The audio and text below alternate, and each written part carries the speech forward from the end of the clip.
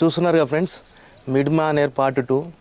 వెనక బ్యాక్గ్రౌండ్ చూసినట్టయితే ఎంత నీట్గా ఉందో, మొత్తం చుట్టూ చూడొచ్చు మీకు వాతావరణం. దీనికి అప్పర్ మానేర్ డ్యామ్కి అయితే ఇలాంటి నిర్మాణం కానీ, ఇలాంటి రోడ్డు వ్యవస్థ కానీ, ఇలాంటి గేట్ వ్యవస్థ కానీ లేదు. అది నిజాం రాజుల చేత కట్టబడింది. ఒక రాయిని తొలిచి వట్టి ఇట్లా ఆనకట్టలాగా వేసిర్రు. ఇదైతే మానవ నిర్మితం. మొన్న 2016 ఆ టైంలో నిర్మితమైన ప్రదేశం ఇది, డ్యామ్ ఇది.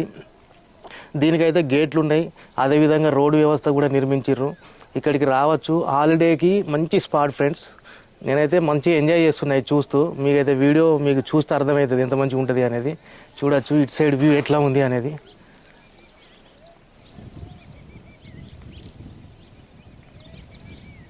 హ్యాపీ.